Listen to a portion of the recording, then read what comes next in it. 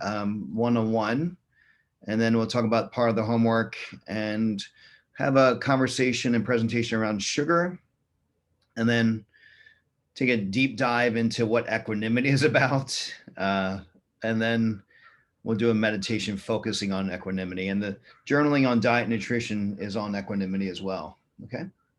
All right. So first things first, I want to take you through something that is called the Formula for Change. And this is a tool to use. It's a tool. It's a great tool in the toolbox for transformation.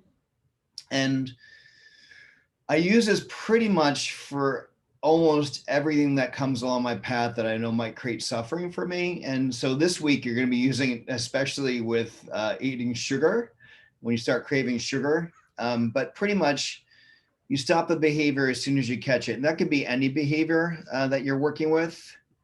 And so that could be, for example, anxiety, it could be your pissiness, could be impatience, could be anger, it could even be fear, to tell you the truth. In this case, I'm kind of offering up for sugar, but it can be used in any type of behavior. And then you take 3 deep breaths and you come back to the present moment. And actually, it's helpful. I didn't put this in the formula, but it's helpful to actually kind of track where you might be holding that sensation of whether it be anger or fear or anxiety or the craving for sugar. Start tracking where you might notice it. I find it interesting when I'm craving food. It usually is not in my stomach craving. It's usually in my head, which is kind of interesting. But you take 3 deep breaths. You congratulate yourself for having caught it. Usually when we catch our behaviors we don't like very much, we actually tend to beat ourselves up over it. And that is not helpful. Part of this experience is just like, wow, I can't believe I actually caught it. This is amazing, because most of the time our behaviors are so insidious and they're nefarious, and they're so part of our immediate response to something that to be able to catch it is actually a really big win. So congratulate yourself, give yourself some gratitude,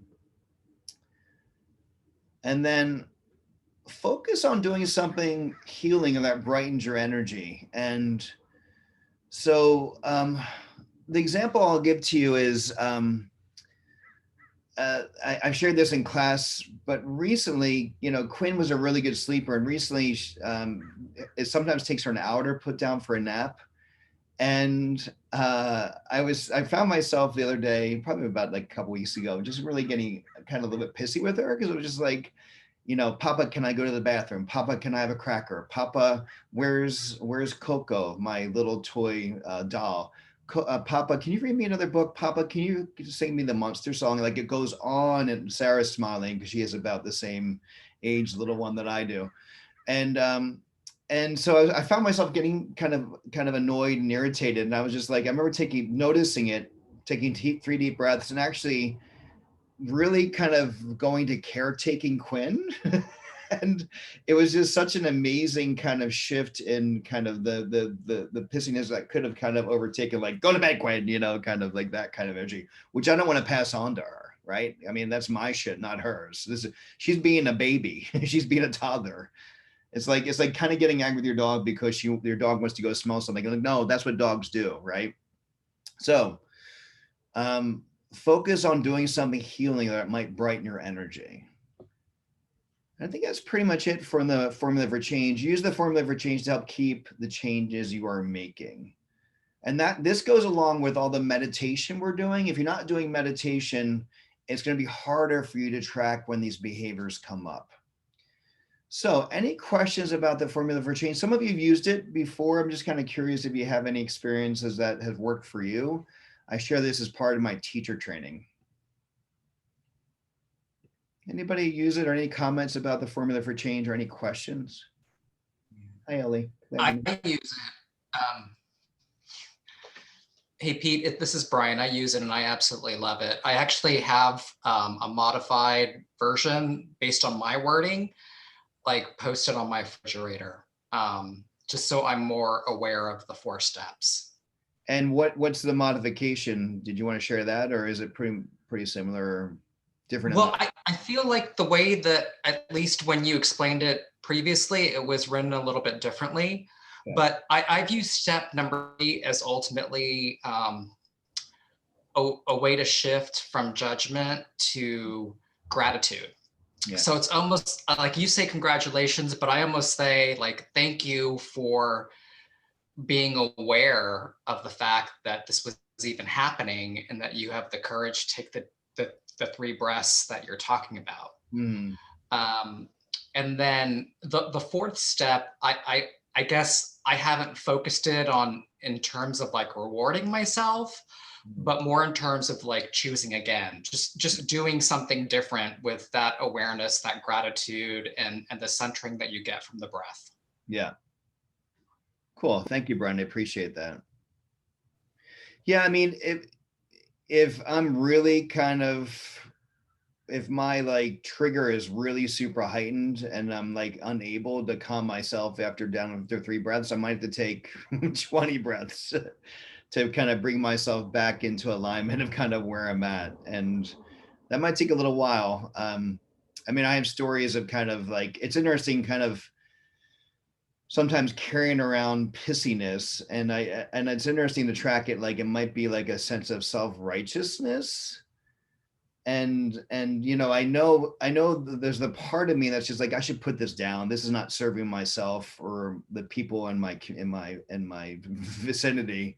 But for whatever reason, I feel like the need to kind of carry it.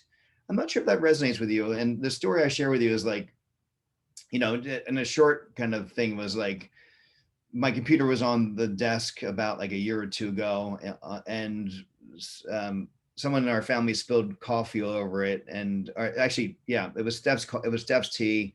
Tea got all over it and ruined my computer. And I remember like for a day, I was just like, like I was just like, and I was like, like it's done. I can't do anything about it. And I find myself still kind of holding a little bit of edge around it. And I was like, wow, that's fascinating. What's that about? And I think part of that is actually the conversation we go down the path about equanimity soon, and talk about equanimity. And that's kind of like that approach to really working on letting go and connecting into impermanence. And, and that's been a big part of mine, because my dad used to be, and it's interesting to see kind of these things come up. I remember my dad used to be really tough on me if I broke anything, or if I dropped something, or if I spilled something. It was just like it was like the worst thing in the world. And I find that coming up in my response to certain things. And maybe you'll start to see that as well as for yourself. And it's something to kind of think, okay, how can I put this down faster? And so maybe it's give me 10 minutes. I'll be back. I'm gonna go meditate. I'll kind of shift this energy. But Brian, thank you for your kind of shift on that works for you. I think that's important too, Brian, to kind of just note that, looking at what I'm sharing and seeing if it works for you, and if it doesn't, shift it around to make it work for you. That's a really good point. Any other comments? Yeah, Kimberly? Yeah, I was going to say, maybe it's a Pennsylvania thing, because I have the same anxiety around breaking something. When I was little, my mom did the same thing. But what I was going to say is something that you often say in class, which is don't let perfect get in the way of the good. And, even since we started this, I always hold myself to impossible standards, and I get very defeatist when I miss a goal or skip a class or whatever it may be. And I just found, maybe it's because the moon's in Libra now, or things are getting a little softer, but I found myself being very forgiving with myself, and just saying, you know what? Okay, you didn't do a class that day, but maybe do 2 the next day, or, a modified, like a restorative, and then a vinyasa class the same day. And so just by virtue of being kinder to myself, I think I've done better at this program than I thought I would.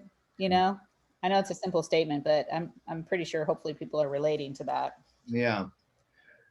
Something Brian asked me about like giving up Facebook, and, kind of like my intention around that, and kind of how I was going to work that, because I still use Facebook for my business in some ways, and to share kind of how I'm feeling, which is very personal in some ways. And so I found myself kind of getting on and occasionally, but I was not necessarily responding as much as I normally would. And that felt like a win to me. Like this past week has been been on Facebook, but has not been like scrolling through it like crazy. So I think it's kind of good to keep the bigger picture, Kimberly, is what I kind of hear you saying. And the bigger picture is a sense of forgiveness for yourself. You know, if you're not getting it, so is right. Because you're type A personality too, which has driven you to be an amazing businesswoman, as well as many other things that's amazing about you. But it's also like, okay, yeah, how can I soften around these things a little bit? Kimberly, you're mute. Yeah, sorry. I was going to say, you don't lower the t-shirt. You're on mute. No, absolutely. I think now it can apply to a lot of other areas, you know, so. Yeah. Thank you for this is what I want to say. That's my long way. Cool. Thank you, Kimberly. Okay. Any other comments about the formula for change? Okay. All right. You know, before I forget, some of you can't always make the sessions. And I wanted to put a YouTube playlist that I created. I'm recording these sessions. It usually takes me about a day to kind of get some time to clean them up a little bit so they're not totally messy. Like, you know, Nick and Laurel being recorded about just drinking way too much when we were having our conversation. I had to delete that from the thing so not everyone would hear that. But yeah, right, Laurel. And so it does take me a moment to kind of clean up and get it onto you. But if you miss any of the sessions, that YouTube playlist will have all the sessions. You can go back and listen to them if you want. And that'll be private, by the way. This will be a private playlist that will not be listed for everybody. It'll only be listed for the 40-day people. So that's there in the chat section for you. Okay.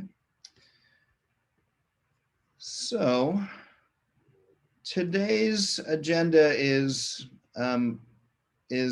back here, right? I shared this with you. It's to community connection. And so write down these questions, name, and we'll meet up with someone and spend about 4 minutes, two minutes each to share what your advice was. How did it go last week working with your advice? And what is your plan moving forward with your advice? So whatever you're working with, it could be a diet thing, could be whatever. And, you know, I think there was a little bit of confusion from last week. It would be great if you decided to keep this for the rest of the 40 days or maybe for the rest of your life. But this might be a time for you to evaluate to see if it worked well with what you were doing with. And that could be, for example, oh, I was too hard on myself. I need to find compassion, like Kimberly mentioned. Or it could be like, if you're trying to give up Facebook, give yourself time. Maybe like when you set aside time only on weekends to check Facebook, so it's not so harsh on you. You know, there's a middle path here. It doesn't have to be get rid of it completely, or maybe that's what you need to do. Okay, so how did it go last week with working with your vice? What is your plan moving forward with the vice? And I'm going to put you in some breakout rooms to do that. Any questions about those questions? Okay. So there is 18 people. Let's have 9 rooms. So you'll connect. I'll let you know we're doing about 4 minutes. So we'll be done about a little bit after 4:20. Okay, here we go.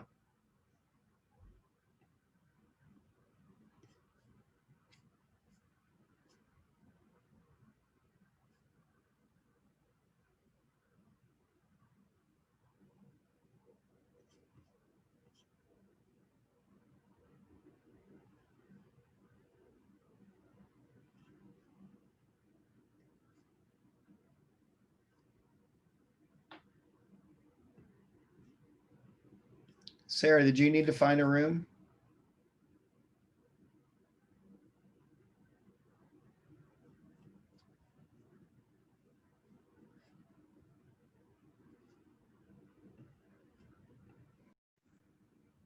Hi, Lizzie.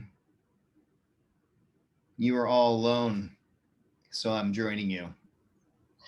I couldn't tell if that was intentional or not. I was like, oh, sweet. Pete knows that I still have this headache. I'll just go lie down for 10 minutes. Right, totally did. Did you need to lie down and caretake yourself? Yeah, I mean, I've been dealing with these headaches for a long time, and they tend to crop up right in the afternoons. Mhm. So yeah, I guess I might as well just lie down for a little bit so that I can be more present during the rest of that. So Okay. that's a All right. good idea. Do your thing. I just want to make sure you know I support you. Thank you. Okay. I I'll see you in a appreciate few. it. Okay. Bye. Cool. Bye.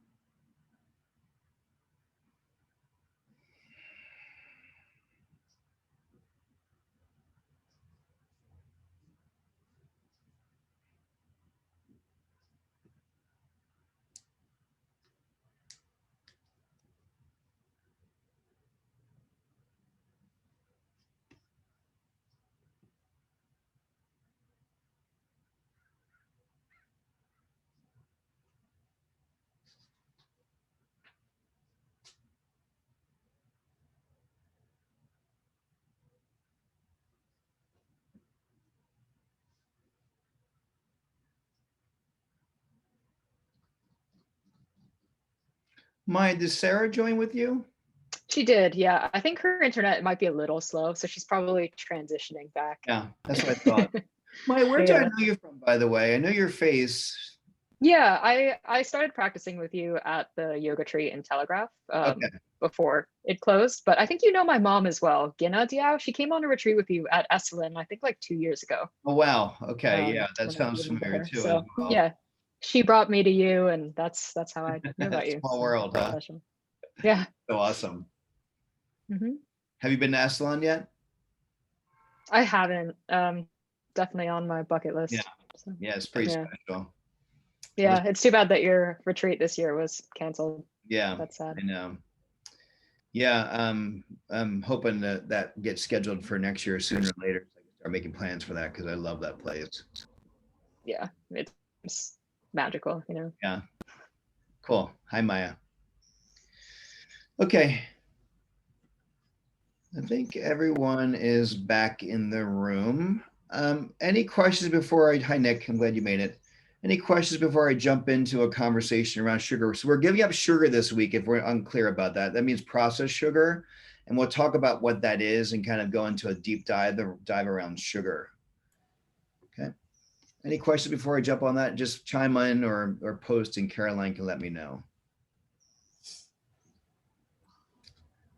Okay. Let me bring it up. I was putting together these slides, and of course, sugar, ba, ba, ba, ba, ba, ba, honey, honey. Thank you, Maya. I appreciate you dancing to that. So, Steph and I are having a really fun time with Quinn sharing music, but she always wants to listen to the Moana soundtrack. Have you guys checked out the Moana soundtrack? It is amazing. Pete, I have to tell you what my daughter is watching right now as we speak. Oh, really? That's so funny. That's so great. Yeah, of course. Sarah has almost a 2-year-old too, so we're like right in the same age group. And if you haven't checked out Moana, by the way, it's an amazing movie.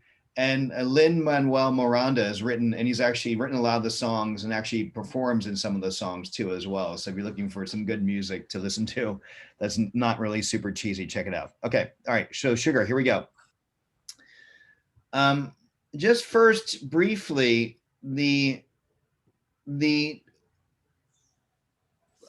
just a brief kind of macronutrient overview. So for some of you that don't have a science background, or maybe you didn't really talk much about diet growing up, or maybe you still kind of just need a reminder, proteins, fats, and carbohydrates are referred to as macronutrients. So these are the proteins, the fats, and the carbohydrates.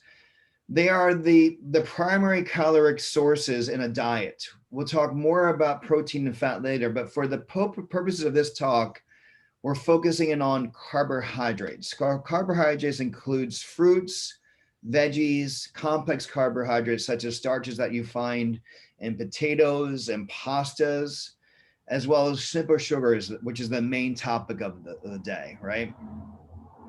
And so when we're talking about refined sugar, and refined sugar is used to describe sugar that has been processed extensively. So this refinement process strips the life force, so to speak. It strips out all the vitamins and minerals that are included in the natural product. And you're left with empty calories. And there are over, believe it or not, 50 commonly used forms of refined sugar. And the most common are, I actually have a chart here. So brown sugar, you'll see this this is actually in your handouts too, by the way.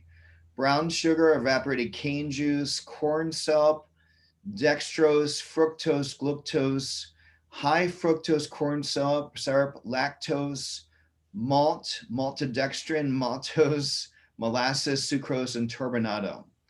Does anybody know of any other ones that's not on here, by the way?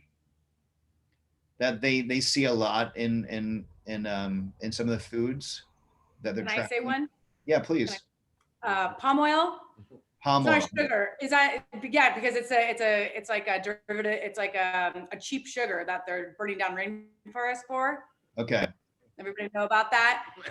Stop all the time on anything, and if there's palm oil in it, I have to ditch it because they're just rainforests are going because of palm oil. Okay. Cheap sugar. Cool. Okay. Bye. Thank you. What's the I other have one? one, Pete. Go ahead. I didn't see it on there, but brown rice syrup is pretty common. Okay.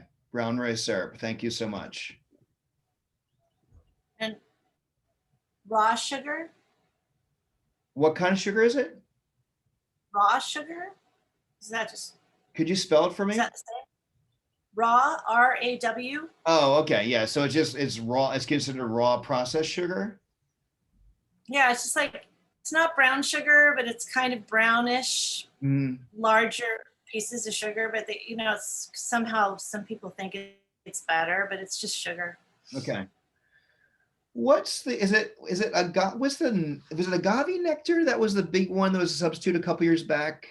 It's like kind of like honey. Yes.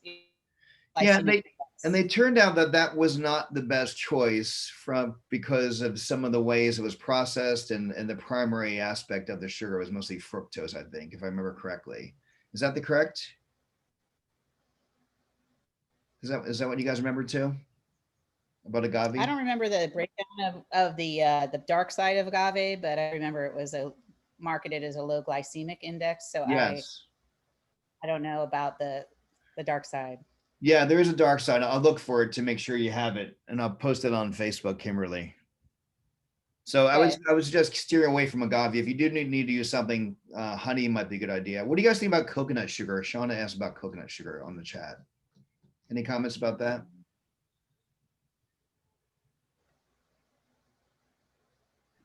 Pete, I think in reality, because they're all simple sugars processed in the body very much the same way. Yeah. So I don't think there's a whole lot of difference because they're simple enough that they break down in your mouth with your saliva. There's no fiber content to them. So there's not really much to distinguish one from next. Okay. Thank you so much. I appreciate that. I was curious if anybody has any thoughts around it, but that would be where I would lean toward it too, Shauna. That if it's been processed, it's not the best choice to do over the next week. Okay. All right. Any other comments about that? We'll move on to the conversation around simple sugar. Okay. For some reason, I'm having a hard time bringing this up. Give me 2 seconds. Sure.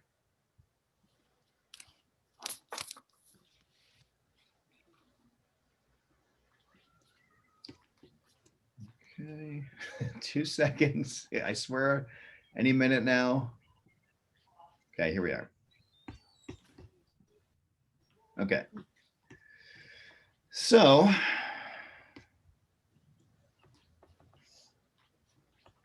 what makes sugar so bad? One of the main reasons why sugar is so bad is addictive. And the average American now consumes, this is a couple years back, and there's actually been a dip in the amount of sugar that people are using because people have been talking about it so much. But at a certain point, people were eating about 175, and drinking, by the way, drinking 175 pounds of sugar per year, or that's 40, believe it or not, 46 teaspoons a day. And so sugar has been linked to hyperactivity, hypertension, dental decay, weakened immunity, emotional imbalances, candida overgrowth, high cholesterol, diabetes, and obesity. And then while the initial effect of sugar is a surge in energy, and most of you know this, it is followed by sugar crash and leads to a cycle of unstable blood sugar. Was someone going to say something? I mean to interrupt you. Did you want to chime in? Okay. One of the main reasons why sugary foods or drinks are bad and can undermine your health is that they tend to be high in caloric content, but not at all filling. And so that makes it really easy to overconsume them. Okay, so sugar harms your health. And there are 5 top reasons why sugar is bad. I mentioned them already, but sugar suppresses your immune system. Sugar suppresses your immune system. Sugar promotes inflammation as well. So, inflammation is part of the immune response. It's not always a bad thing, but eating sugar can fuel excessive, inappropriate inflammation that serves no useful purpose and actually promotes aging and disease. If you want to slow down the aging process, do what you can to naturally enhance your body's production of human growth hormone. Avoiding foods that are high in sugar is a good way to do that. Sugar suppresses the release of that human growth hormone, okay? Sugar promotes also glycation. And so once sugar gets into your bloodstream, they start looking around for these things to hook up with. And they attract proteins and fat molecules. And this hookup, when they hook up to protein and fat molecules, is known as glycation. And like most hookups, sometimes the results aren't so pretty. So the glycated molecule act like drunken sailors and they break things and peeing where they shouldn't. Anyway, so they produce toxic compounds after glycation if they're kind of forming this bond. And this is advanced glycation end products. And so that is called AGEs. And that's what happens when you do glycation. It causes a damage in the system when the sugar glycates to proteins and other molecules in the body. Sugar raises your insulin levels. And so an influx of sugar into your body will have a fairly predictable result. Your blood sugar levels will zoom up. And shortly after that, your pancreas will release a bunch of insulin to help clear sugar from your blood into your cells.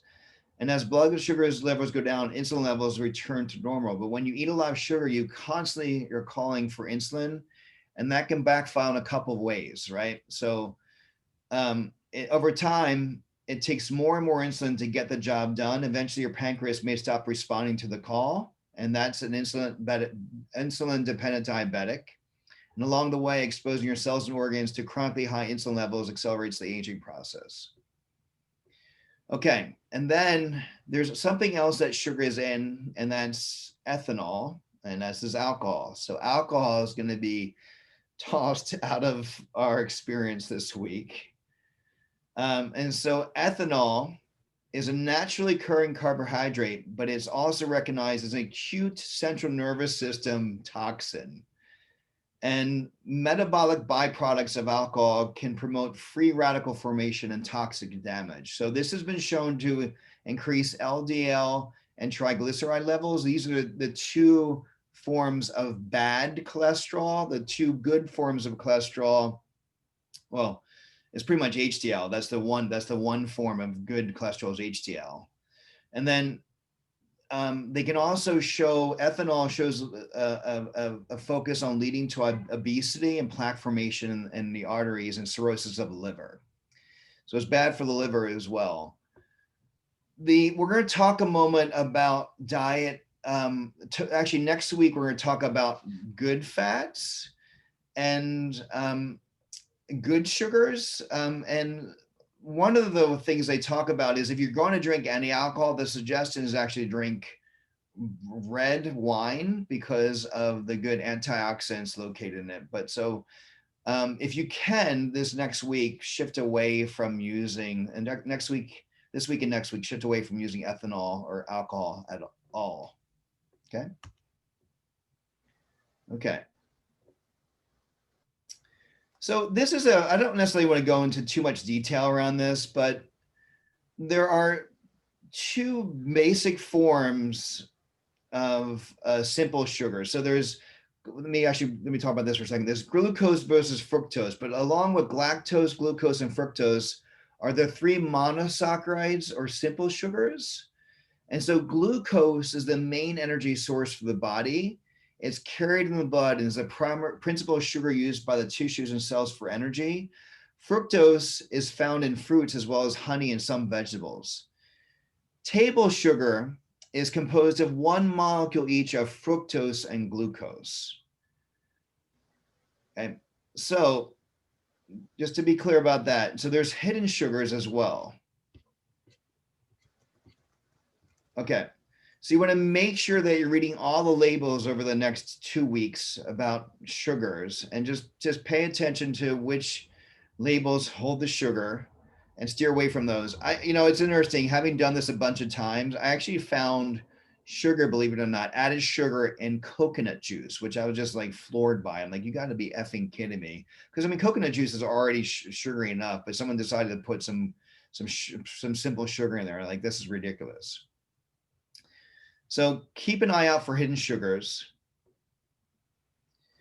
Before I get away from blood sugar and energy, the one thing I want to comment about is about high glycemic food increases blood sugar more quickly and provides energy to the body for a shorter period of time. So a low glycemic food causes a slower, more gradual rise in blood sugar and maintains increased energy levels for a longer duration. So eating foods that cause a spike in blood sugar followed by a dramatic drop in blood sugar is tough on your pancreas. So thinking about the foods that you eat that have low glycemic foods. And so because if we don't do that, we start craving more. We have exhaustion, we have depression, we have drowsiness, we have moodiness. So focusing on low glycemic.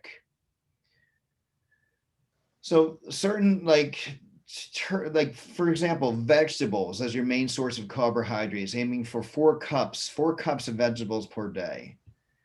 Anybody have any suggestions around low glycemic foods that they like to eat? I mean, I have a couple of ideas, but I'm kind of curious what you have out there that's worked for you. I use stevia a lot, stevia drops in coffees and other things for flavoring. I don't know about his glycemic index, but I have to imagine it's not too high, but I could be wrong. Yeah. Anybody have any thoughts around stevia for Kimberly? I'm kind of curious what your thoughts are around with stevia. Because I'm going to suggest staying away from the unnatural, like the aspartame and that kind of stuff. That's fine, like in like the Diet Coke stuff. But I'm curious if you have any opinion about stevia. Naomi, do you want to share? Well, when I have had food issues and have done like food programs before, and have seen a nutritionist, and I don't have the source on this, so I actually didn't do any of the research on this, so it's something to look up. But how it was explained to me, something about, this is a few years back, but that when we drink or consume a sweet or a sugar, or even let's say a diet soda, that the food that we intake directly afterwards is processed differently.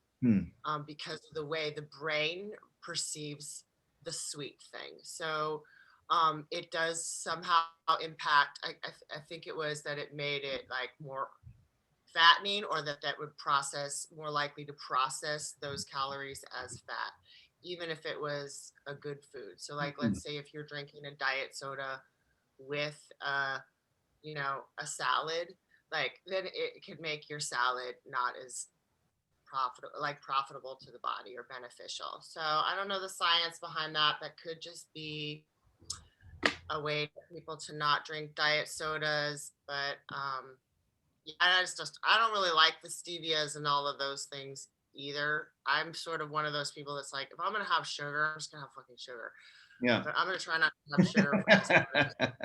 So thank you. Kimberly, Pete, I was going to say to that point that Naomi made, I once consulted with this couple in the city, and they do food combining. Yeah. They're Turkish, and they talk about not drinking water with your meal so that you get the enzymatic benefits, but then also making sure that, for instance, fruits and starches aren't combined. And I need to get refreshed on it, but I do know that you're absolutely right. There's a chemical interaction that negates the benefits of certain foods if you combine. Yeah.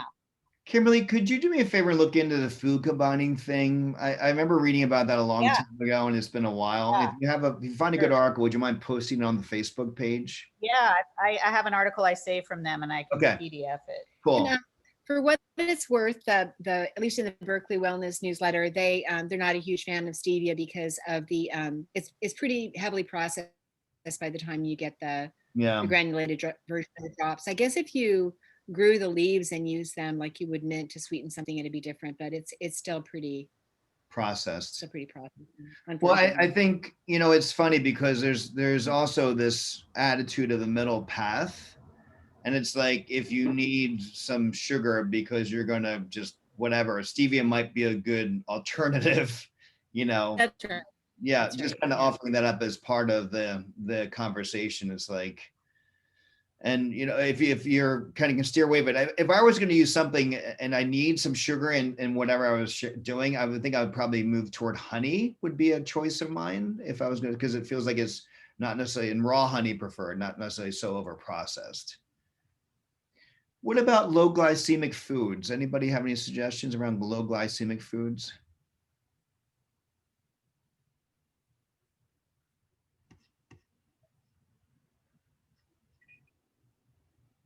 I like lentils. Okay. They're a nice energy source, especially at lunchtime. Mm. And they go really well with like a lean protein or whatever or anything like that. Yeah, they're clean. They're really clean too as well. I'm wondering, Pete, if the American Diabetes Association has like a list of low glycemic foods Yeah. On their website. You know, they probably do, like a food health guideline. Yeah. Yeah, I thought you guys might have some suggestions. I thought the other thing I remember reading about low glycemic foods is like sweet potatoes, right? Like those versions of potatoes, not the real regular russet potato, but the sweet potato is supposed to be a really healthy type of carbohydrate that I think kind of lasts a long time and releases appropriately. It has good minerals too. Yeah, I'll look that up and post that on the page too, just as well, just to see if there's anything else on there for low glycemic. Okay.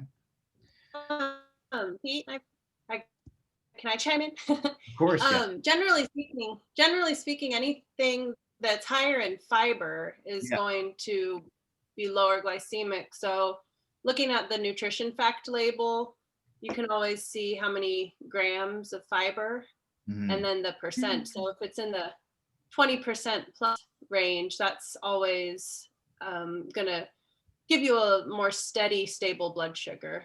Yeah. And then usually eating a carbohydrate food with a protein or a fat source slows the overall glucose production in your body. Thank you very much, Jenny. I appreciate that. Okay. Okay, so part of what's going to come up, by the way, just kind of curious, and I can see most of you here. Maybe I expand my chat so I can see all of you. Just a show of hands, who here, and you can either do it with your actually emoji thing, who here has challenges with sugar? Is that part of their thing? This might be a challenge over the next week and 2 weeks. Okay, yeah, and I mean, I see you. Okay. I feel like people tend to be on two ends of the spectrum, and maybe not the spectrum is a good way to describe that, but just people tend to be in two camps. One is like sugar camps, and the other one is like salty camps. Like salt food is kind of what helps ground you out. And we'll hit up a little bit more about kind of what foods we crave and kind of like how that can be the emotional thing. But I'm definitely more of a salty person. But I do think it's important to talk about what working with cravings and how like just 5 simple tools to overcome cravings for unhealthy foods. And so just a little bit about craving. Craving can be defined as the subjective sense of wanting a certain food. Craving can consume you and produce a unique motivation toward the craved food, which is really fascinating to track, by the way. Like, you know, often, and this, you'll see this quite a bit, like at least I mentioned this, I think last week, time we were together, it's like driving, I just eaten lunch, driving down the road, and all of a sudden I see In-N-Out Burger sign. I'm like, I could really go for some of those fries and the In-N-Out Burger. I'm like, wait, I just ate. Why am I craving this already? This is fascinating. And so this is kind of part of the experience that the reason why marketing works so well, right? Like, because like there's this kind of energy that's created by seeing something. And yeah. So like stress and moods, cravings can be considered an emotional experience. And so emotion regulation generally results from emotional conflict. That is 2 incompatible emotional inclinations operating at the same time. So for example, one can be afraid of something, but still want to dive in anyway. Emotion regulation serves to deal with such conflict. So we have to learn to become better emotional regulators to deal with our cravings. And so the first step on kind of thinking about when we're working with our cravings is something called situation selection. When you are working with sugars, you want to avoid having the exposure to the temptation, which is kind of challenging right around Halloween, because I'm sure there's some candy in your house right now, getting ready for the Halloween. If there's going to be trick-or-treating. My wife and I have been thinking about, by the way, putting a PVC at the top of our stairs and just throwing the candy into the PVC and just let it float down. Yeah, that's not okay. Anyway, so having some type of way that you are actually helping to monitor and moderate the situation that you find yourself in that can lead to cravings. So individuals, for example, might avoid purchasing crave foods to prevent themselves from having a lapse during a moment of vulnerability. And recognizing that most diets are broken at night. And so they are better off to avoid, hanging out at night, without maybe making sure that you have like glasses of water nearby. So that's how you're kind of working with the craving, or maybe meditate at night to start noticing the cravings. That's an option too, as well. Okay, so another option that you can do is, which I just mentioned before about drinking water, is like you can modify the situation. So situation modification. So it could be eating a substitute food. So instead of ordering French fries, you order side salad. So instead of drinking the can of soda, you decide to juice some carrots instead. Hey, Yeah, go ahead. Does anybody in this group know about any of the health benefits of air fryers versus, I don't do frying like that at home, no deep frying, but I've had a lot of people mention it, like sweet potato fries, air fried. Does anybody know if it actually is? It seems like it's more beneficial. I would think so too, Kimberly, but I don't know. Yeah, it looks all good, the result. Yeah. Okay. Okay. I think it's just a convection oven. It heats with the air circulating, so it just gets really crisp all around. Right. So if you have a convection oven, you can get the same result. But yeah, it takes out the oil, so you have a heck of a lot less calories and fats, depending on what you're making. Right, and less damaged fat too, because the heat transfers the benefits of that fat. I should say manipulates it. Yeah. Right. I actually have an air fryer, and I use it all the time to make fried food, but like crispy food. So like you take vegetables like Brussels sprouts or broccoli, and you can utilize the air fryer to get that crispy thing. And then it's up to you whether or not you add oil and salt and whatever else. But the texture makes an air fryer worth it. Plus, I have done sweet potato fries and they're good. Thank you. That sounds. You guys are getting me hungry. I'm starting to crave sweet potato fries now. Thank you, Danielle. Okay, so the other part of situation modification is maybe consider using smaller dishes. My wife and I tend to have big portions, and as a consequence, we find ourselves eating more, right? So smaller portions lead to eating less. Okay, and then the next one is something called attention. And attention is a way that we give priority to information. And I use this, by the way, all the time with Quinn. It's really fascinating because she'll be like, I want to do this. And like my wife and I are like, we don't want to do this right now. Like, I want my bottle. I want my bottle. I want my bottle. And it's just like, we focus on something else we want her to do. And we can do this as adults as well, like focusing on diverting our attention elsewhere. And it may prevent the full processing of the emotional aspect of a tempting stimulus and reduce the emotional impact. The fourth one is something called cognitive reframing. And this is a strategy that modifies how they view or value tempting stimuli. And so, for example, reappraising your desire for a craved food or thinking about the food in a different way can effectively decrease food craving. Focusing on negative consequences of consuming the food. Can I tell you a really funny story that's just I'm almost somewhat ashamed about? When I worked in Merck Research Laboratories, we came up something called like Donut Fridays or something. I forget what it was called at this point, like Cake Fridays.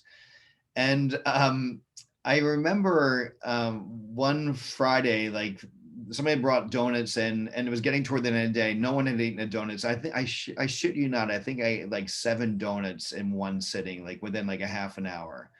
And I remember I felt like such shit after that. Like I really, all that sugar and that fat. And I think I might have, since that time, I've probably eaten maybe 3 donuts. And that's been like 20 years. It was 1992 to 95 is when I worked in Merck Research Laboratories. It's been over 20 years, almost 30 years. And so that whenever I go to eat a donut, I'm like thinking to myself, I don't want to feel like that shitty again. So in some ways, that's what the kind of cognitive reframing is, recognizing that what we might be eating can actually not feel so good in our bodies. So that helps to decrease your food cravings. And then the last one is response modulation. And this is another way you can work with cravings. And it's a last resort, and it's people have the option to simply persevere, to sit in front of their crave food and try not to eat it. With craving, as with any emotion, the effectiveness of the strategy is mixed. And under high stress, individuals suddenly show increased accessibility to suppressed material.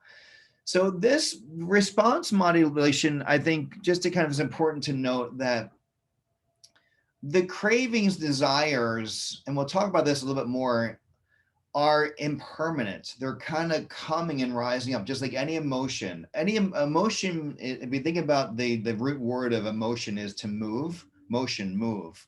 And if we allow our emotions to move naturally, they usually just kind of, they're kind of waves of sensation that rise and fall and move away. Like you think about like tears and crying, like it's just like it kind of moves through you and then kind of it's gone.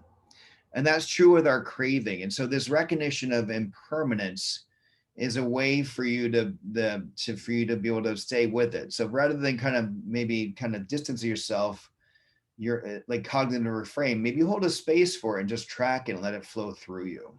That's another way to work with it. Okay. Any questions about working with cravings? Okay. Pete, I was also going to suggest for those that have like chocoholic tendencies, I follow Danette May. She does a lot of really great like health and fitness oriented programming, and she's got a lot of great like truffle recipes and things that are like almost like super chocolate, super powerful, superfood that actually taste quite good dessert wise. So I would check out her site. I don't think you necessarily have to sign up. I think there are a lot of recipes for free. Kimberly, would you do me but they're like hell. Yeah. Go ahead. I didn't mean to interrupt you. Go ahead. I'm sorry. Oh, that's okay. I was just going to say she has a coffee. I'm trying to remember the name of it. I'm sure many people on this. It's like a what do they call the coffee? Adaptogens, right? So she has a coffee mix that you make that has collagen, turmeric, cinnamon, nutmeg, cocoa unsweetened, and you add that to your coffee, and then you add whatever non-dairy milk you want to it, and it's fucking delicious. Okay. It's very exotic tasting. So anyway, what were you going to ask me? Would you mind posting that in the group chat, her website, not at all. we can take a look at it? Sure. Okay. Yeah. And then Caroline, once you posted that, would you mind sending that to me via email or message me with that so I can track that too? Okay. Thanks, Caroline. Thank you, Kimberly. Anybody else working with cravings?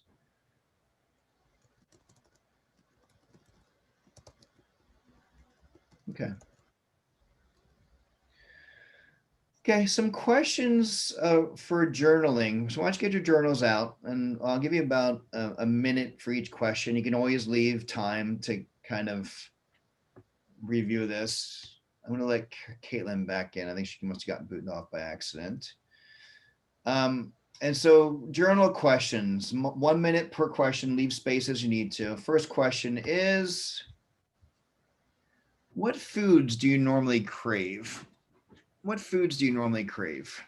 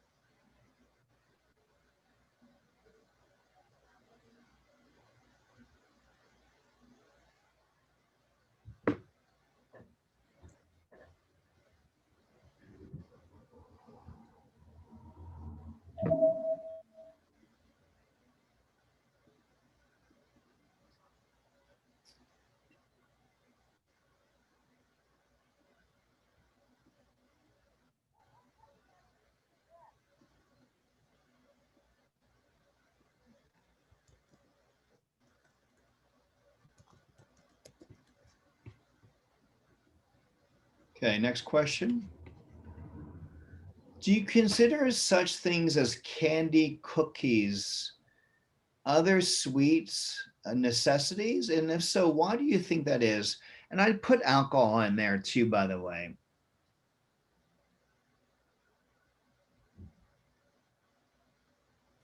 Like I have like it's interesting to track. There's a craving that comes up for me when I'm like cooking a meal for my wife and for Quinn. And I'm like, wow, like I would so love to have a glass of wine right now while I'm making that, and I almost feel like it's a necessity. It's interesting to track, but it doesn't have to be a necessity, but track that. So is it alcohol maybe part of that experience?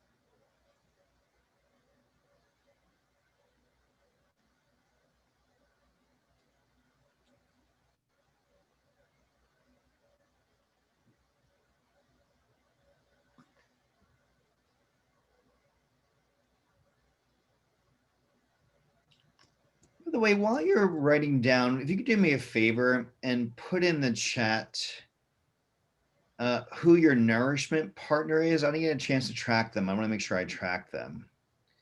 So just put your name, your nourishment partner when you next to your name and nourishment partner. Okay. So while you're just writing in your journal. Okay. Next question. Thank you, Lori.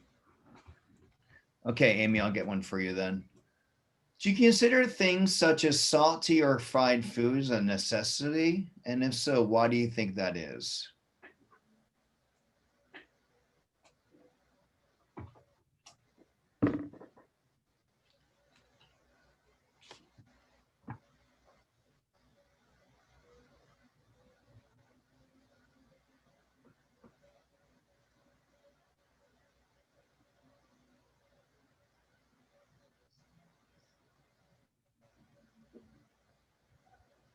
Some of you don't have one. I'll make sure you get one, by the way. Pete, can you clarify, was that the person that we talked to last week? Is that who you're calling the nourishment? Like who we got their phone number? Yes, correct. Nourishment buddy. I think Kimberly, it's you and I are. Okay, got it. Sorry, I didn't know. I wasn't clear. Yeah, so it's anybody that you were talking to last time Caroline. they got the phone for, Yes. if that helps some of the other Thanks people. for clarifying it. Yeah. Thank you, Caroline. Okay, question number 3. Do you consider things such as salty or fried foods a necessity? And if so, why is that?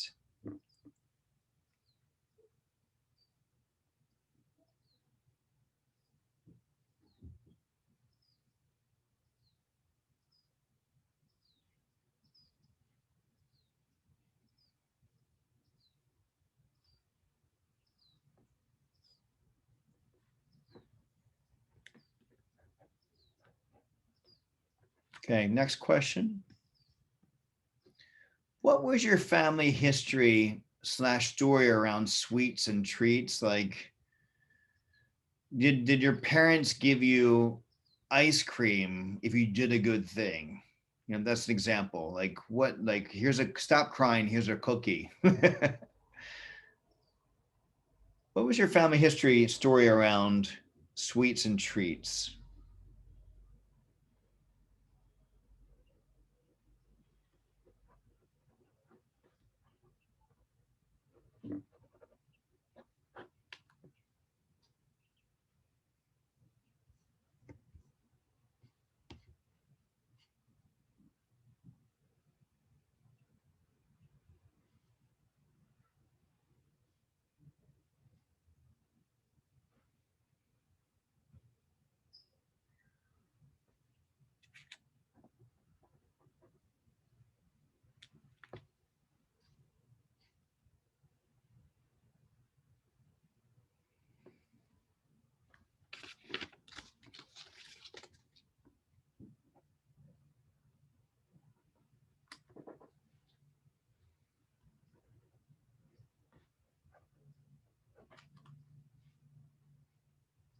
Okay, next question.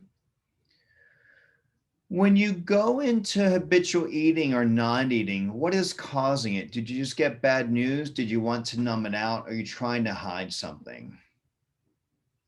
When you go into habitual eating or non-eating, did you just get bad news? What's causing it? Did you want to numb out? Or are you trying to hide something?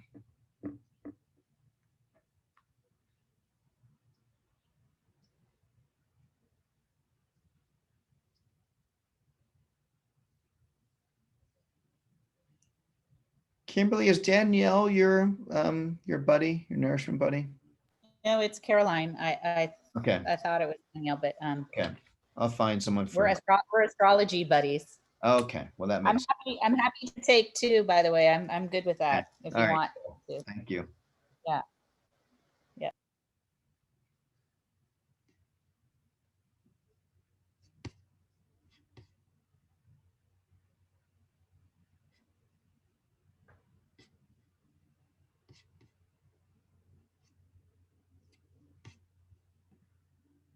Okay.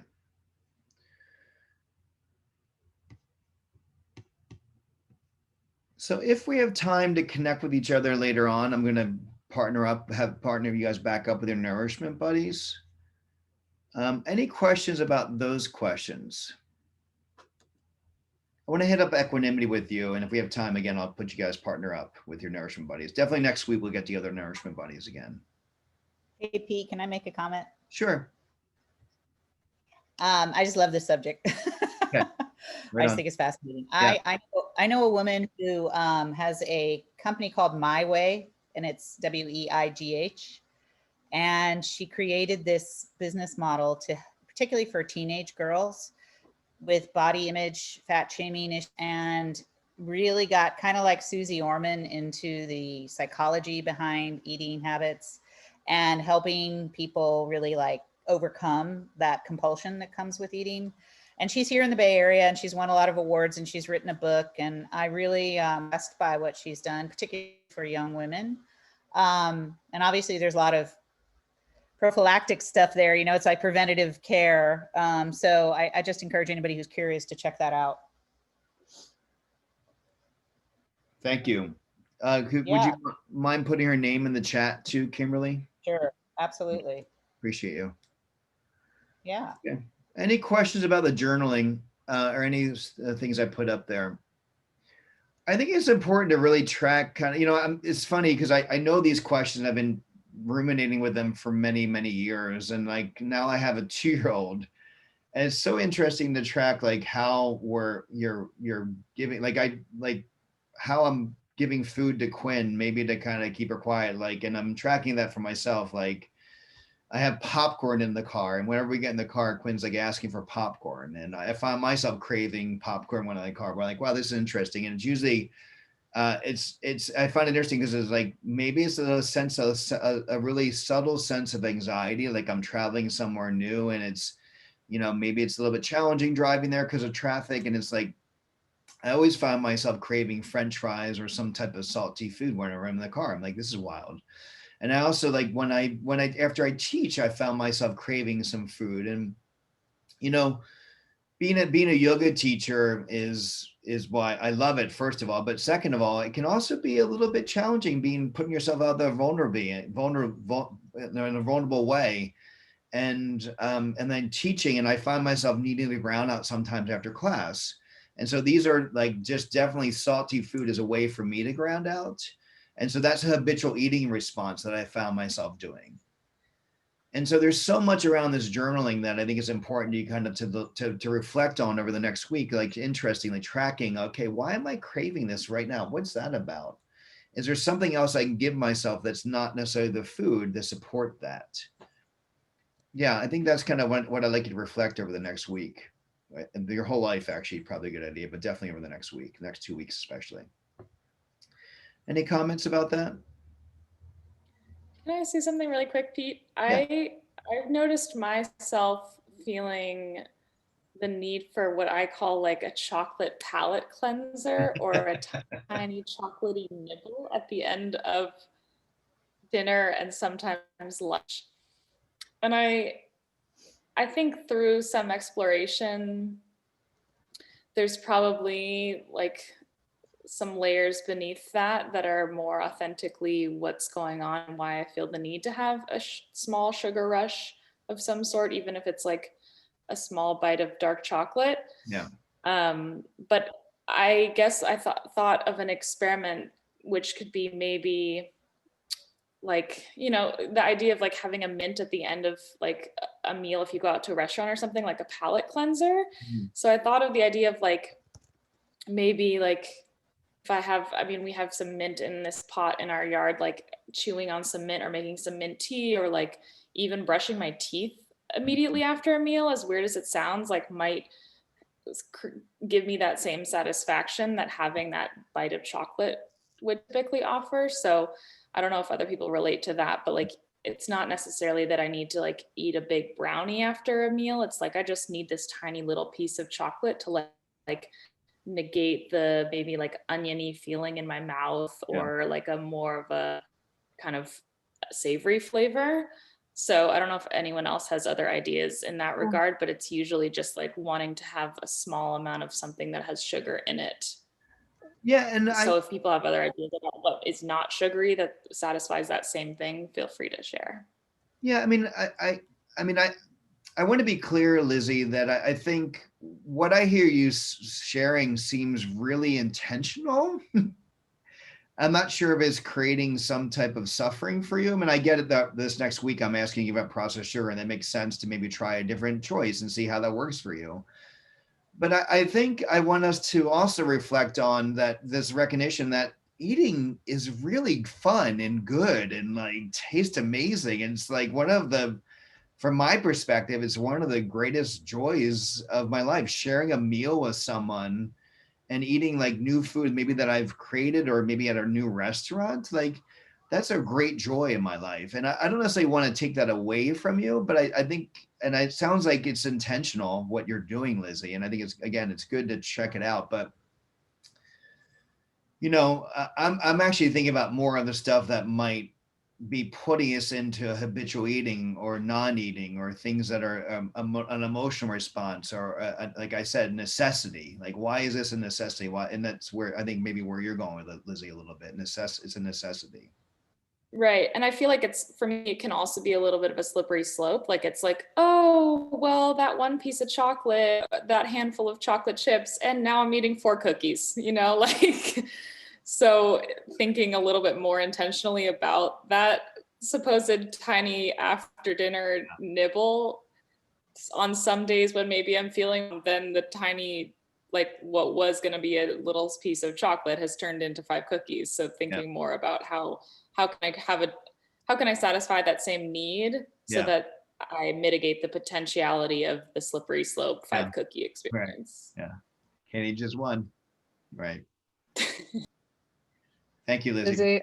I actually have thoughts on that, because I definitely have been there before. Like I'm habitually right now, I don't want that chocolate after dinner, but I've definitely felt that. So I guess my advice maybe you could try out is like just drinking like a lot of water, I think, after dinner, because sometimes my brain like thinks it wants sugar, and then I drink like a large glass of water. I'm like, oh, actually, it's fine, you know. Or maybe like a fruit in season, like apple, you know, might be an alternate sugar source. Yeah, apples are amazing right now, by the way. Just so you know, if you're looking for a good fruit. I had kind of a similar experience after work. Every day, my coworker would give me a Dove chocolate, just a little Dove dark chocolate. So I got really used to it. But I started doing actually cinnamon apple tea, and it seems to just be a really nice thing to have after lunch to help settle my stomach and get me prepped for the afternoon. So thank you, Jenny. I also have definitely had that experience, and there was something for me that was like compulsive about it that did not feel intentional. So just to kind of give another perspective to what Pete was saying, like it felt like this has to happen every single time, which didn't feel intentional in the way of like, this is what I want today, but maybe not tomorrow.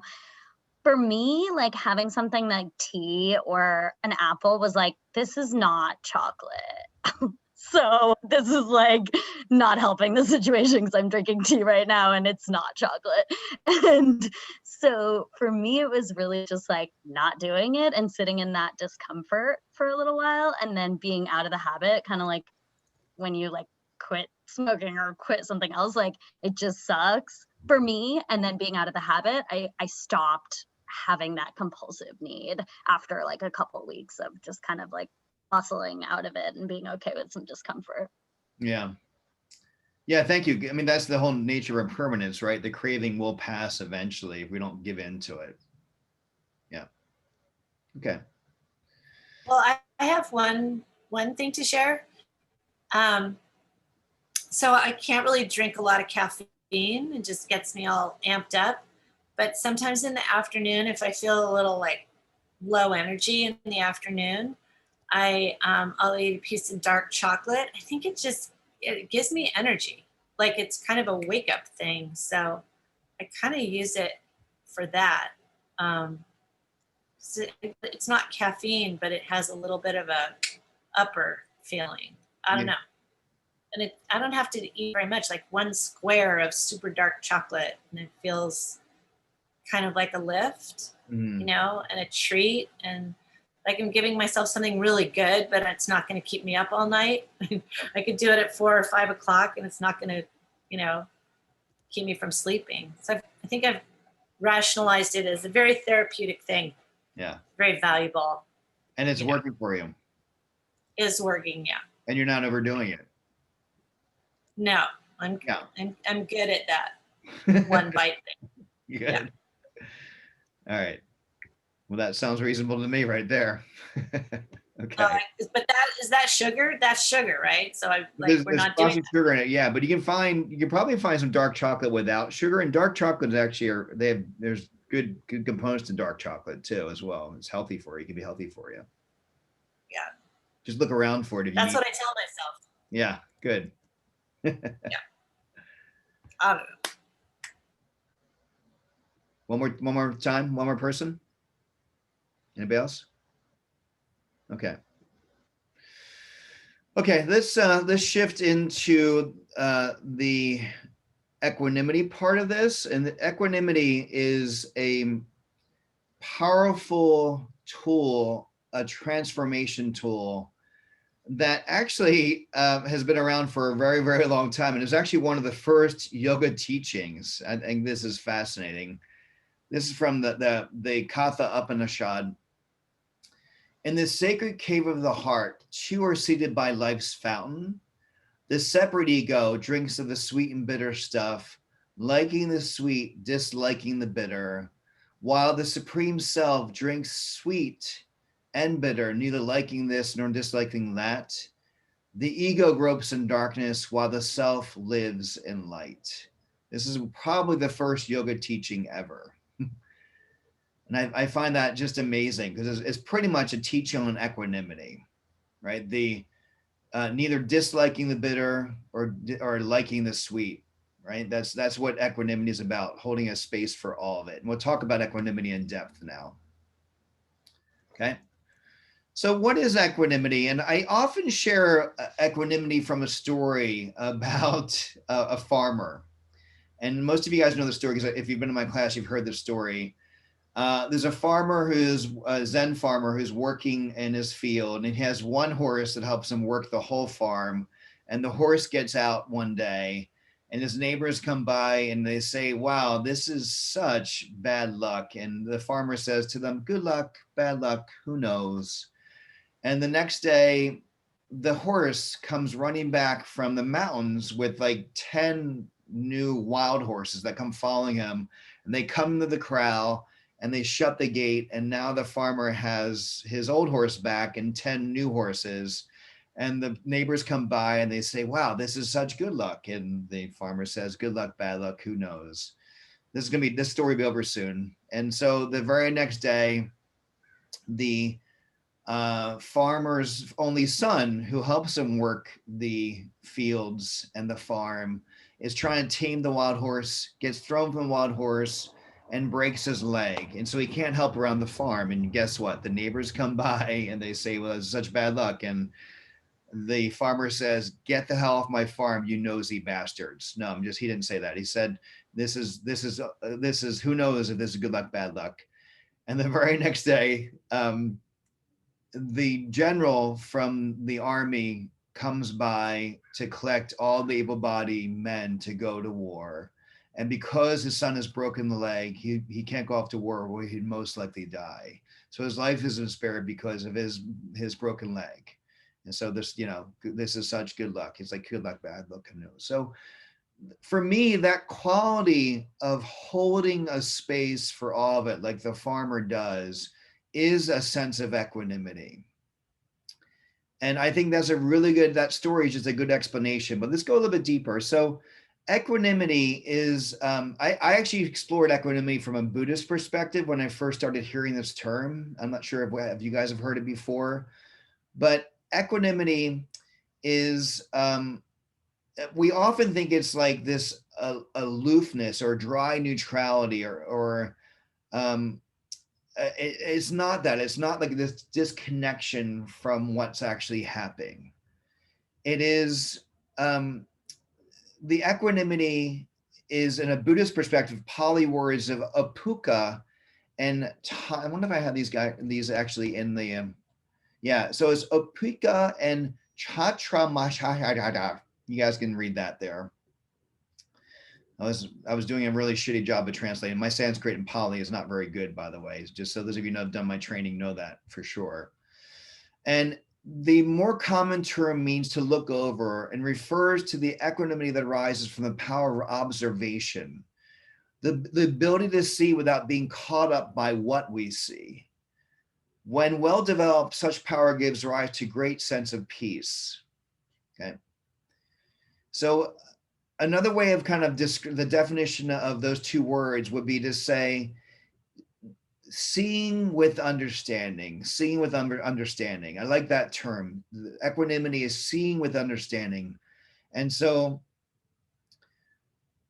for example, when we know not to take offensive words personally, we're less likely to react to what is said. And by not reacting, there is a greater possibility to respond from wisdom and compassion. So this form of equanimity is sometimes compared to grandmotherly love. The grandmother clearly loves her grandchildren, but thanks to her experience with her own children, is less likely to be caught up in the drama of her grandchildren's lives. Okay. So another way to describe when you add in those two terms is being the middle, refers to balance. Equanimity from English perspective, equa means balance. Anonymity is that which animates us.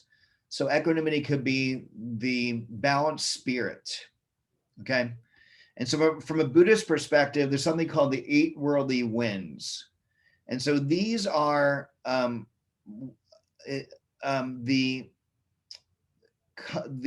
winds that occur from being human. Like, so one of them is, for example, one of the winds is praise, and the opposite of that is blame, and success and failure, pleasure and pain, fame and disrepute.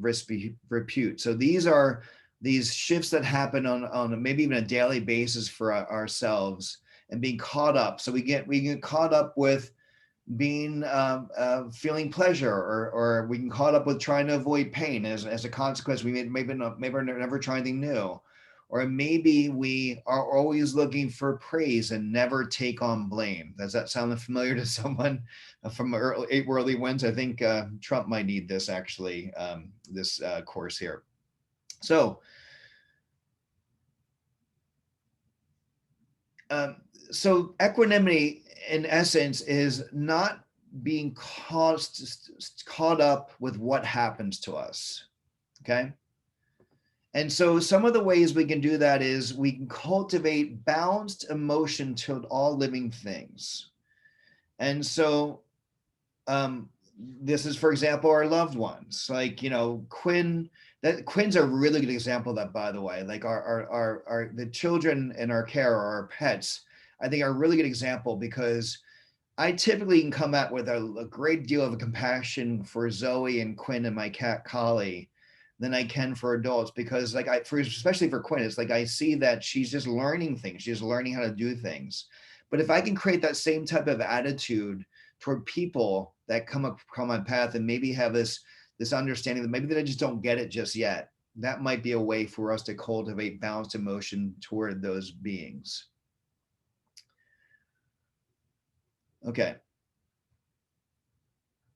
So part of this is creating a sense of non-attachment toward the people and animals we love. And from like a very basic example, I mean, this is like one of the most powerful examples.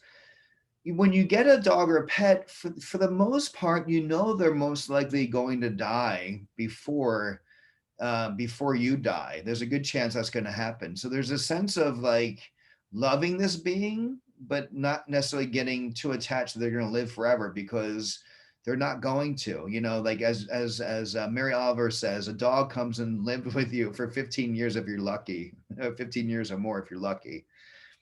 And so having that as like non-attachment is a way for us to cultivate a balanced approach to all living things. Okay. So the next thing is balanced emotion toward inanimate things. Like this factor of enlightenment is an adoption that our property, our clothing, latest fad on the market, all these things, for example, our clothing will rip eventually, or maybe they'll go out of style, whatever it is impermanent for us. So it's like when we spill the red wine on our favorite shirt, it's just like, okay, well, you know, this is impermanent, rather than getting so wrapped up. And that was kind of true for me. I'm still learning this active equanimity around inanimate objects like my computer or like my favorite coffee mug. This is avoiding people who go crazy. And so these are people in your life who tend to be crazy about people and things. These people have deep possessiveness. They cling to what they think belongs to them, both people and things. Some people find it difficult to see another person enjoying or using their property. And so this is people that you want to avoid because they can draw you into their lack of equanimity. Choosing friends who stay cool, that aren't interacting, that are not creating drama. They're not pushing you off balance. Those are super important to have. By the way, there's a beautiful quote by the Buddha. He says, everything in moderation, even moderation. Sometimes you need those friends in your life to kind of keep it spicy too as well, right? All right. Inclining your mind toward balance this is the factor of alignment to arise is constantly to incline your mind to the cultivation of equanimity. When your mind is inclined in this way, it will not wander off to thoughts of your dogs and cats at home or of your loved ones. It will become more balanced and harmonious. So this is a way, we can actually train our mind to cultivate equanimity. So those are the five main things. Any questions about those before we go on to the next slide? Okay. I'm going to go past these. If I have time, I'll go back to them. Pete, Okay. is all of this in our handouts? These are new, by the way. I just put these together. This next part, I think there's a description of equanimity. Is there a description of equanimity in your handouts? I don't have my handouts in front of me. I forgot. There is, but I don't remember seeing what you just shared with us. So that's new. I just put that together for this. Maybe you could share the deck. I can. I'll give that to you. I have an article that I got that from. Thank you so much. Thank you. Yeah, I'll post it on the Facebook page too as well. Okay, equanimity handout. Okay, so I mentioned before that equanimity is sometimes confused with a feeling of apathy or suppression or inexpressiveness, and or it can be confused with identifying yourself as being a certain way. So we fixate on that feeling. So these are the two opposites. I think it's important to kind of express the opposites of what equanimity are. You're not suppressing your feelings, but you're also not identifying with your feelings as they arise. Like, oh, I was bad today, I'm a bad person. Oh, I ate sugar, I'm a failure.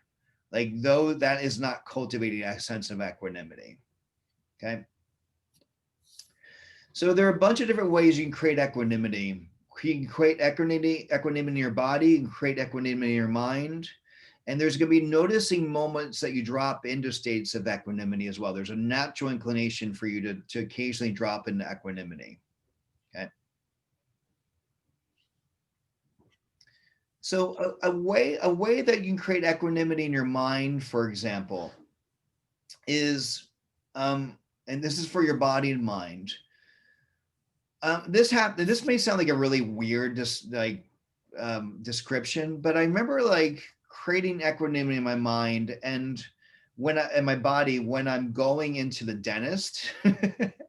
And a dentist can offer up really can be weird sensations going on your mouth, can be also very uncomfortable. And even if there's not an uncomfortable sensation going on, I'll start to notice kind of my fist clenching and my jaw getting clenched. And when you start to notice those things, you can take a deep breath and intentionally trying to release that tension that's going on. So there's just an example of when you might notice it.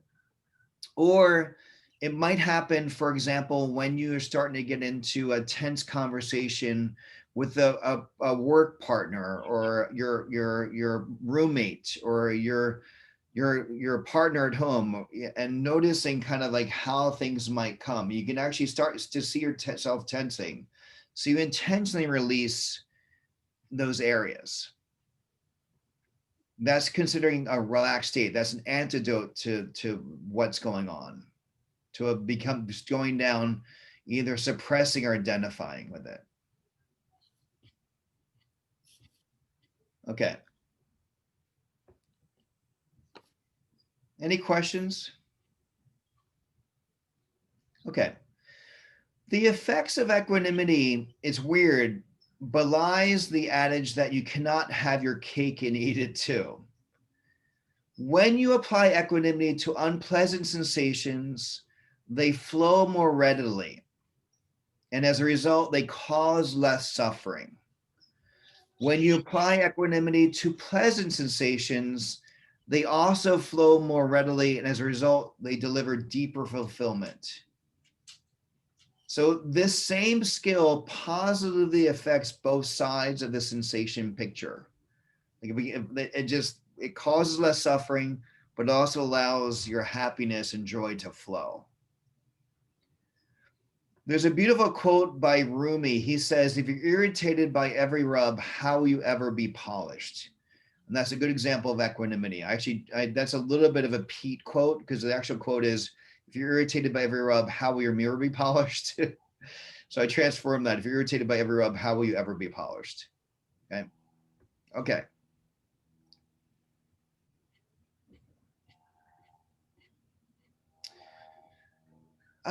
Another example I want to give you, let me see what time it is real quick. I want to make sure I give you enough time for meditation, questions about meditation. So I'll finish up this conversation fairly quickly. An example that I want to offer up is like when I'm walking down the street, and this is before COVID, I might freak out a little bit more now, but someone's pushing me from behind. And I'm kind of getting pushed from behind, or they're kind of stumbling into me, and I'm kind of walking, and I might be like talking to a friend. I'm kind of getting a little bit irritated, but I'm like, okay, well, whatever, right? And then finally, like they keep pushing to me, and I'm like, finally, I'm just like, I kind of get annoyed. I turn around, and I see that person is blind. Like that person's been walking behind me is blind. And so when we look at that and we notice that the person is blind, there's a shift in our attitude. It's like, oh my gosh, like I was so angry at that person for a moment. And now I've kind of shifted, I've transformed what that was happening. They recognize that this person might not have been is most likely not being able to see me. And then there's like a sense of compassion, like, oh my God, I can't believe in some ways I was so angry at that person. So if we can take a look at people that might be pushing us off balance, theoretically, as also walking behind us, both mentally and physically, we can cultivate a sense of kind of compassion for those people that might be triggering us. There's a lot around that.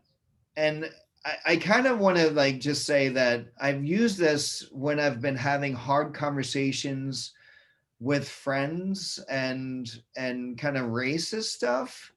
And it's interesting because I've had to have really hard conversations with people about racism. And I think part of people just, I mean, Steph and I talk about this all the time because Stephanie's in social justice and about kind of dealing with people. And one of the tricks that I play with people, and this may sound kind of rude, but I don't mean to be rude and patronizing, is that I just kind of think that people just don't know, that they have no idea what people are going through that are people of color. And so instead of judging them and creating a scenario where I'm kind of thinking about them and putting them down and putting them in a racist category, I come at it more from a compassionate teaching moment where I might say, hey, you know, I've talked to a lot of people that are people of color, and this is kind of what I've heard from them. Have you talked to your friends that are Black or person of color? And, you know, and so it's coming at it from a different perspective. And that is a balanced perspective. That's a sense of equanimity rather than getting really super triggered because I have strong boundaries of people that might be going down the path of racism, which I'm sure most of you do as well. So there's an example where I've tried to cultivate a sense of kind of more of understanding to see where people are coming from and tried to educate them rather than kind of going to beating the shit out of them, part of my language. Yes. If I chime in, I appreciate you sharing that example. I feel like this is one of those things that can get like equanimity can get translated into almost like apathy. Yeah. And finding a way to still take action and to still like, if you're having a feeling about something and it's pushing a boundary, that it's still meaningful to listen to that, but not let it necessarily identify, like become who you are. Yeah. I think it's a really hard balance to walk. Yeah, I think, Amy, I might have shared, I think I totally agree. And I love to kind of hear other people's thoughts. I want to be clear, though, that having healthy boundaries, from what I can tell, my healthy boundaries around things of that sort does bring up that wrestler Papa Bear part of me where I'm just like, okay, let's get to it. And I don't necessarily feel like that's always appropriate in some situations, although sometimes it can be appropriate. But I want to share a quote with you, and I'll post this in the chat, and I'll read it to you after I post it in chat. It's from, and this kind of goes along with this conversation. It's a little bit different, but it kind of goes along with the conversation. And it is Pema Chodron, and it's called Idiot Compassion. And she says, the third near enemy of compassion is idiot compassion. This is when we avoid conflict and project our good image by being kind when we should definitely say no. Compassion doesn't always imply trying to be good. When we find ourselves in an aggressive relationship, we need to set clear boundaries. The kindest thing we can do for everyone concerned is to know when to say enough. Many people use Buddhist ideals to justify self-debasement. In the name of not shutting our heart, we let people walk all over us. It is said that in order not to break our vow of compassion, we have to learn when to stop aggression and draw the line. There are times when the only way to bring down barriers is to set boundaries. That really resonates with me, Amy, and kind of what we're talking about. And for me, the dance is to how do I create healthy, clear boundaries and not tear the shit out of someone. Like that's where I think the equanimity comes in. Like, I'ma fucking stay, you know, kind of like that. Like, okay, yeah, we're done. I mean, that was an example of probably not having equanimity because I'm pissed, right? But I'll leave that in there, and you can kind of ruminate on that. But does it make sense? Does some of the examples I give describe equanimity for you and kind of working with people? Any comments or thoughts? Anything that works for you that have worked with equanimity?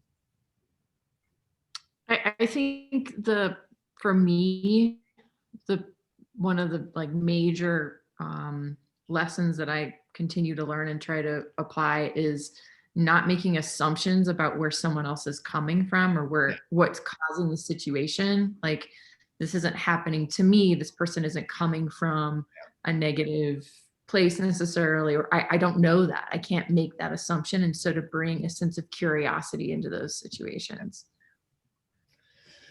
Yeah, being a good listener and asking lots of questions is a really good way, I think, and what you said, Amy, is not jumping to conclusions about where this person is coming from.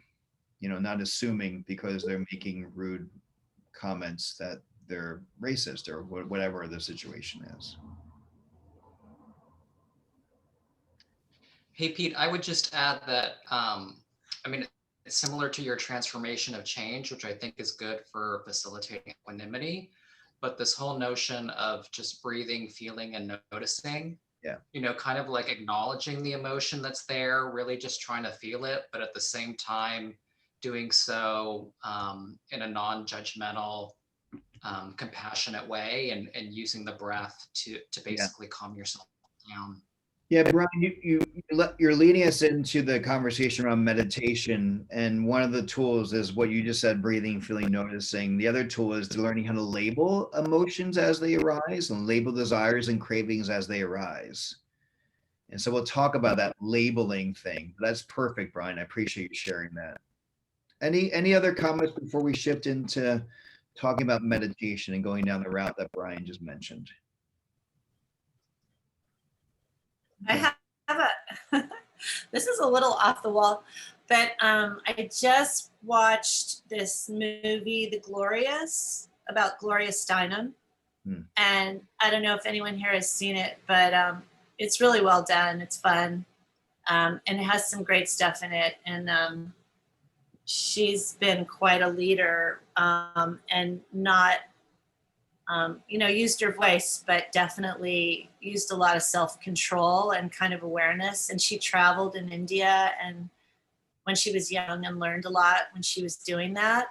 And she took those lessons into her life going forward.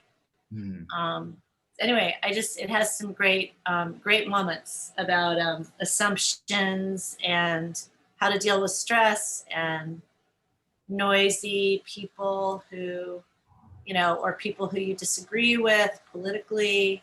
It's pretty fun. So anyway, just a recommendation that, a lot of these things you're talking about are reminding me of this movie I just watched. So cool. It's on, I don't know. Okay, thanks. Just a tip. Cool. So the some of the components around equanimity is what you guys have all talked about, and that is a sense of compassion. So compassion is a key component to working with equanimity, and also impermanence. Those two main things are a way for you to kind of work with triggers that might arise throughout the day, whether it be with the sugar stuff or someone who's triggering you, or a triggered moment where you might be wanting to use your vice. Hey, Pete. Yeah. I have a small recommendation.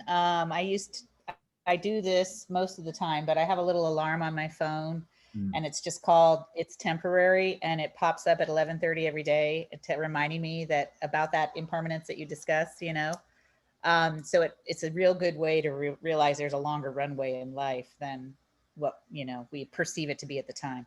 Yeah. Yeah. Thank you, Kimberly. I appreciate that. Cool. All right. Any other thoughts? The other thing that is something to reflect on is, so I'll give you an example of mine, is like never waste a good trigger. So one of my things about my vice is, allowing myself to look at Facebook, but not get wrapped up in Facebook and having to respond. And like one of my triggered moments, for example, is when people post untrue statements on Facebook. And it's funny, it just came up recently. One of my friends posted on Facebook that Donald Trump was at the 9/11 site when the 9/11 happened, and he was down there working and helping out for days. This is what she said in the post, and he was working with everybody at 9/11, helping to clear the rubble, and he brought hundreds of people down and blah blah blah. And like, I'm like, what do you talk about? And so I was super triggered by it, but I'm like, okay, I'm going to respond, but like, wait, take a deep breath and take a moment here and don't respond and not get wrapped up in that drama. And sure enough, I mean, obviously I'm talking about it right now to share the experience, but like, I didn't respond and it went away. And part of me wanted to like educate that person and post a bunch of articles, because that's part of mine, is like combating mistruths with truth.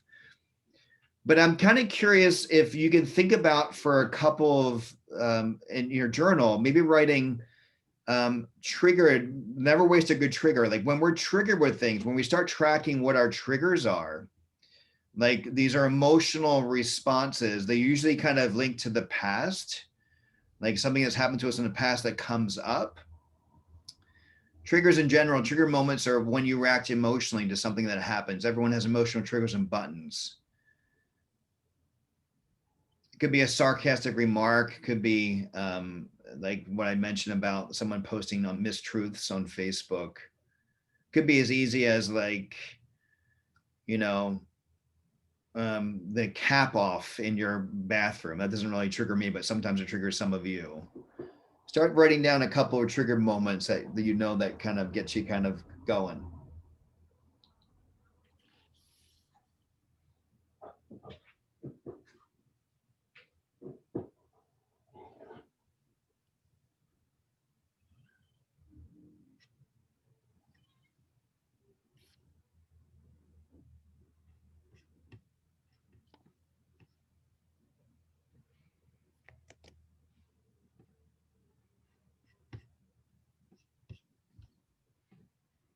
I'm gonna write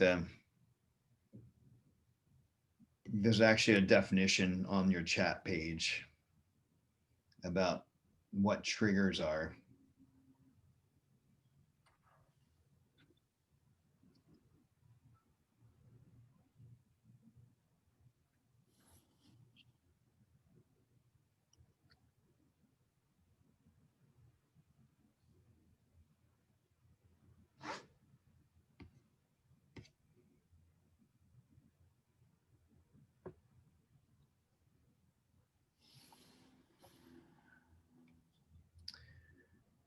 And so, we talked a little bit about food, about kind of working with food, but recognize that these skills that we're working through are important for how we work in our life and create less suffering in our life. We're not reacting all the time.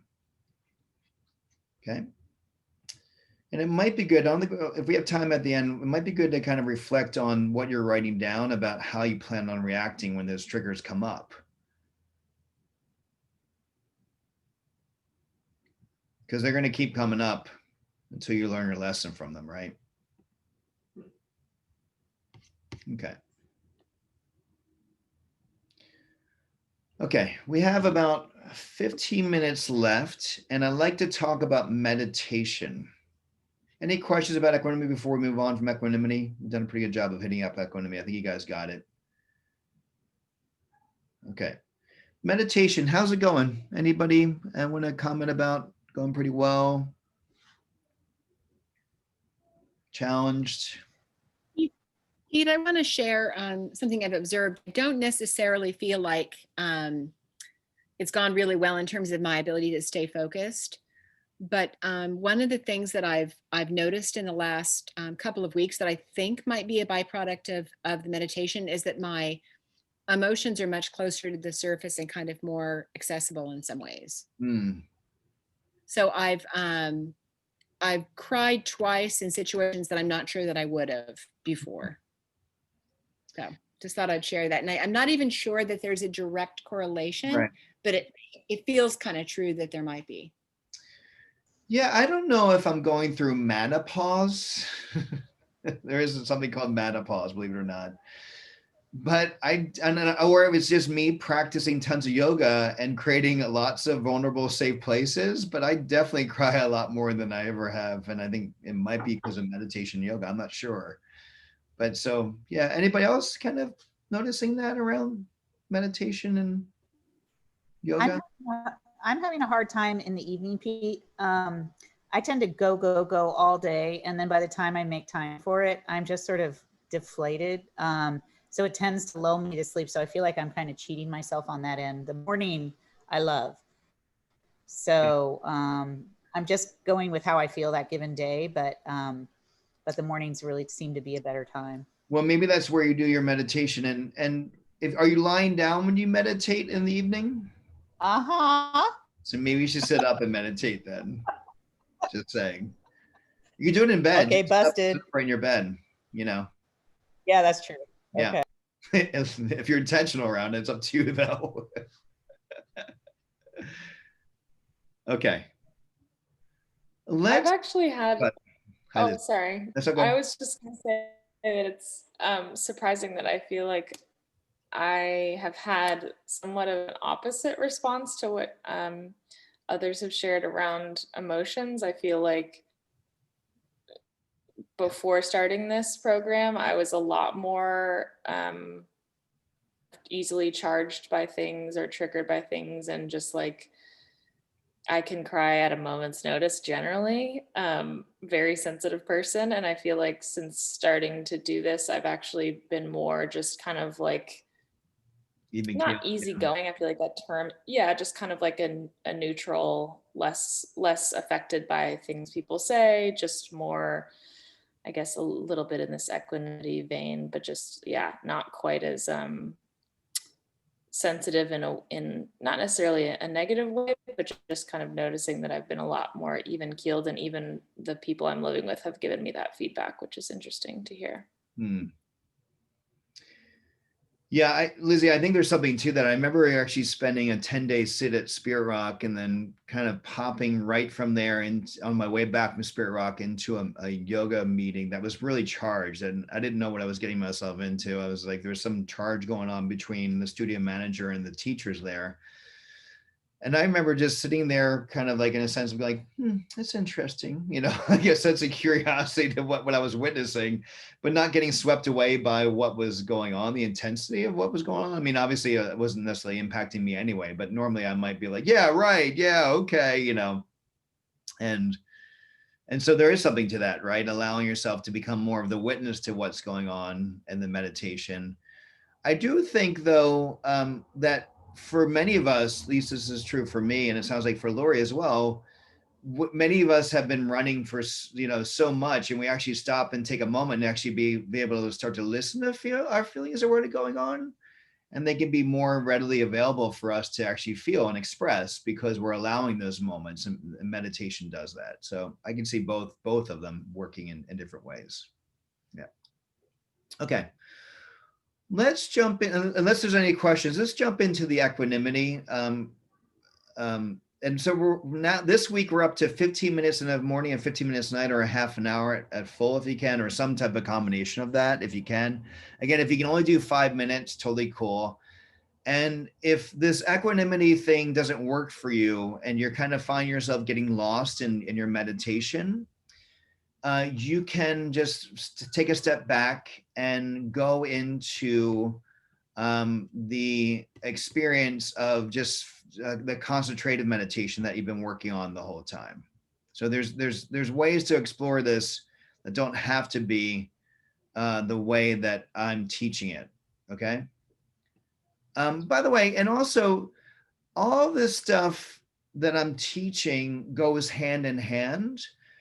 Like if you're working, like, for example, if I'm not meditating and practicing yoga, I might not even notice when I start going down the pathway of getting angry on Facebook and responding, or reaching for Facebook and first thing in the morning. I'm reaching for my phone on the first thing in the morning and looking at Facebook. You might not even notice your vice going on. Like you kind of need the meditation to support this work. And that's why it's combined here, just to be clear. Everything goes well together. Okay, let's do this thing.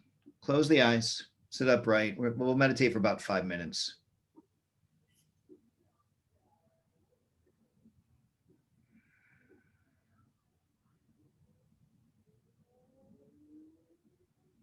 Take a couple of deep breaths here.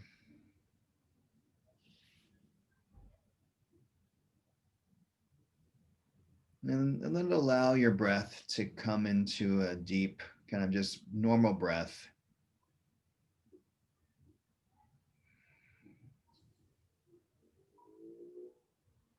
And focusing on the breath moving down the nostrils.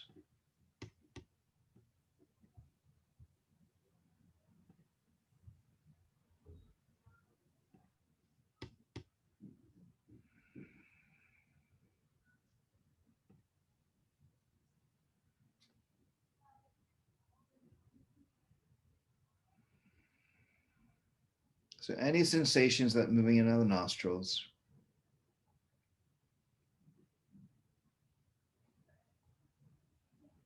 And you're using the breath through the nostrils as your primary focus. But again, like we did last week, if you'd like to explore whatever sensations that's going on in the belly, you can do that. Or maybe you start to notice an intense sensation pull you away from your focus on your nostrils or the breath into the belly and through like the core area, the torso. Maybe there's a certain sensation that you can notice. Like for example, maybe your right hip starts feeling kind of calling to you, or maybe your right wrist or your jaw. And so you can be drawn to that and focus on the sensations there.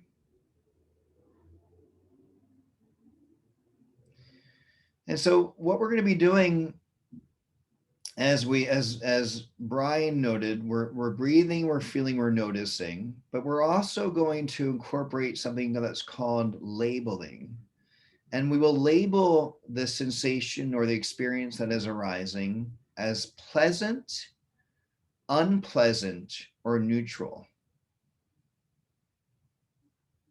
So a sensation arises in my nostrils and it kind of feels like tickling, and I might note, that's pleasant. But then it gets kind of weird and it kind of goes, it feels kind of distracting. I go, well, that's unpleasant. And so you can focus on different labeling to help you to cultivate a sense of equanimity with the sensations that arise. Because again, they will, and eventually you'll notice that sensation moves away. And then you move on to the next sensation that is you're being drawn to, or that arises in your experience.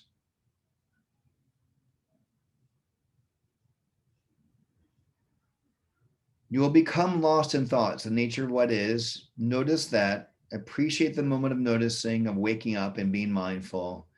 Then gently return your attention to the breath and noticing the sensations and label them: pleasant, unpleasant, neutral. Do this for a few moments now as you meditate. Pleasant sensations arise. Label them as pleasant, unpleasant, or neutral.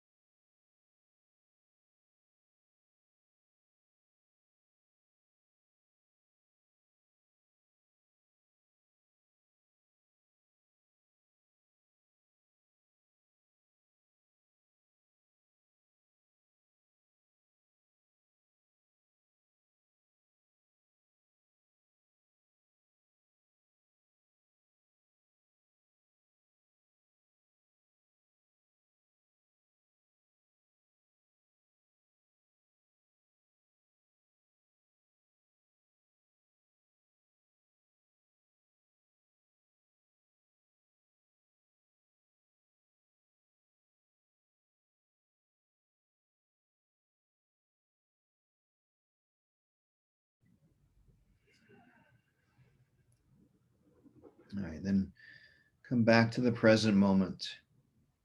Bring the hands in prayer. And we offer up our practice of meditation, the work we're doing here, and our cultivation of equanimity, not just for our own healing, but for the healing of our community, our family members, our friends, our relationships with all those people, and for all the people in the world. We offer up these efforts. We bow forward with love and with gratitude. Namaste.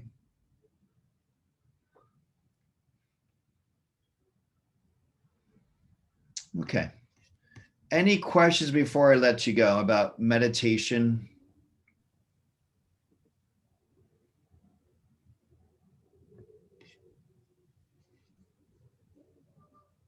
Okay, about equanimity, about using that. So when you're doing this, when you get cravings coming up, I'd like you to, and you track them for sugar or whatever it is, I'd like you to keep practicing equanimity. Do that, label it. Oh, that sensation is really strong. It feels kind of pleasant. I really want that. Well, it's getting unpleasant. I can't have it. Or it's neutral. Okay. Naomi or Jenny, did you guys want to say something? Looks like you took yourself off mute. Okay, you guys are good? Okay. Anybody else? Okay, I want to finish up with a really funny quote. So you're meditating for 15 minutes in the morning, 15 minutes a night, practicing yoga, working with your equanimity around sugar. And I want to share this quote by Jack Kornfield. If you can sit quietly after difficult times,